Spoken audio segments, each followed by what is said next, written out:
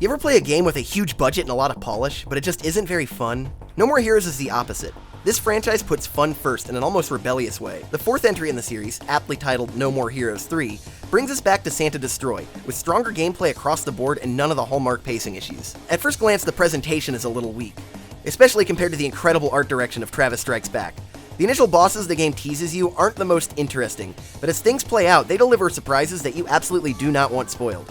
The first chapter of this game under-promises, the rest over-delivers. Combat is extremely polished, it feels amazing, and it's beautiful. When you're fighting, this is one of the best-looking Switch exclusives. Combos come out naturally, and all of your Death Glove abilities synergize with each other in ways that make you feel strong. Maybe too strong, but never leave the game feeling completely mindless. It's visually and audibly stimulating, with color and particles weaving across the screen while Jean, Travis's cat, remarks on your hit streaks like a DDR announcer who's been given the wrong script. It's awesome. Cranberry, super good. Boysenberry, first blood. Blackberry, fantastic. The move designs are kinda weird, but I grew to love them. There's no long hallways full of salarymen or baseball players for you to button mash through. Instead, these are more crafted battles. Each combination of enemy types had me approach the fight a little differently, and I never got tired of them. I played on bitter difficulty, and it was perfect for me. Just enough challenge that I always felt like I was improving at the game, but never any impressive skill checks or obligatory grinding either. At the core of this game are the boss fights. Some of them are throwbacks to past games, but they all have new fun ideas. Like I mentioned before, it teases you with a big list of bosses that don't seem very cool at the start, but each one goes in a surprising direction that kept me smiling. If the game only was boss fights, it would still be good. Yo, check it. In No More Heroes 1 and 2, minigames weren't optional, and generally the worst part of a playthrough. No More Heroes 3 manages to update them into a more worthwhile time waste. Mining was the only one I had gripes with, but that's easily overshadowed by how much fun I had with the bike chases or tanking down alligators. And if you don't care about any of that, they're all 100% optional. In fact, the majority of the content is optional. There's only like 3 extremely short mandatory fights between most bosses, and I think you could finish most of the chapters in about an hour, or you can be me and spend 20 hours punching Moai heads. Rather than just purchasing upgrades like in the past game, there's sort of a crafting system, but it's easily overlooked, and I was disappointed at how many things I wasn't able to craft at the end. It looks like it could take dozens of hours grinding for some of this stuff, and that is just not worth it to me.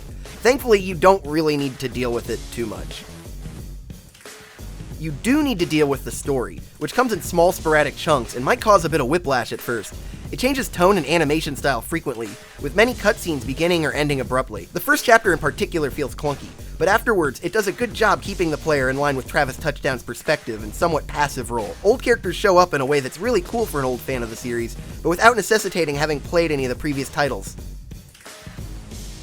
Some of my favorite parts of the game are scenes with Travis and friends casually talking about the real-life filmography of Takeshi Miike. It might be because I was already a Miike fan, but these scenes made me feel like I was actually hanging out with Travis and got to know him more personally than in the previous games. It juxtaposes well with the larger-scale alien invasion plot that neither the player nor Travis probably care very much about. You, a human, ridicule me? That shall not stand. I'm tired of all this ranking bullshit. All I gotta do is take Prince Dumbass's head off and it's over. Unfortunately, although combat is gorgeous, the open world looks pretty bad. It's riddled with aliasing, texture pop-ins, a frame rate that shows no respect, and the NPCs all look like this.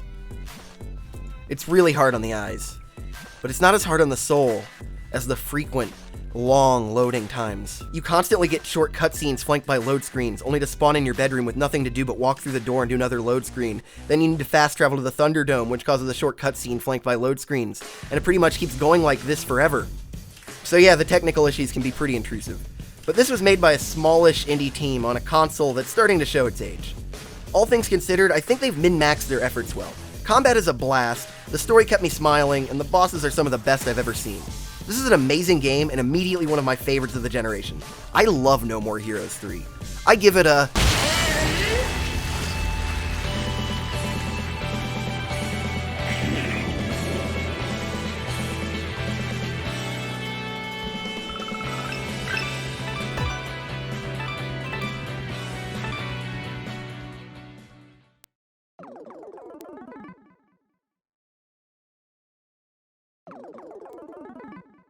Subscribe for more.